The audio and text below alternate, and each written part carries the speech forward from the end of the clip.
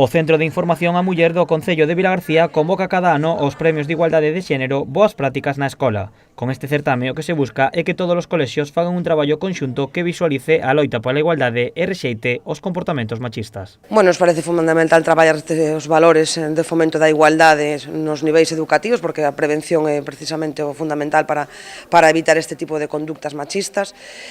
Agradecemos moitísimo a implicación dos centros de ensino de Vilagarcía, que sempre presentan proxectos, ademais, todos eles moi ben desenvolvidos, cunha serie de actividades, porque precisamente o que buscan é concienciar non só o alumnado, sino que moitos dos proxectos teñen en conta toda a comunidade educativa, o propio profesorado, os nais e pais tamén, asociacións de nais e pais, e é un pouco que se valora, non, tamén. A hora de elixir os gañadores, o que se valorou foi a implicación da comunidade educativa, a realización de actividades novidosas e, sobre todo, a repercusión fora das aulas, como nos fogares dos escolares ou no propio claustro de profesores. Basicamente, precisamente, o que se valora é esa implicación, que sexa un proxecto que vaya máis aló do traballo da propia aula, non? Que teña despois un retorno tamén, a posibilidade de que eso sea extrapolable tamén nos fogares dos nenos e nos nenas, nos propios claustros de profesores que definen as liñas dos proxectos a desenvolver. Por iso é que se valora non solamente o traballo cos rapaces e coas rapazas, sino precisamente facer que sexa algo transversal, destinado tanto ás familias como á propia profesorado e demais. Dos 7 centros que se presentaron, os gañadores foron a Escola Infantil Bonecos e os colexios de Vilaxoán e de Rubiáns.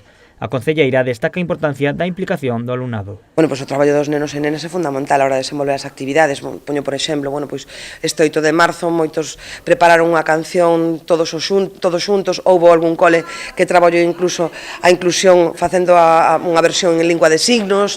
Son este tipo de actividades que entendemos que son fundamentais para evitar precisamente esas conductas machistas. Os centros gañadores recibiron un cheque valorado en 500 euros.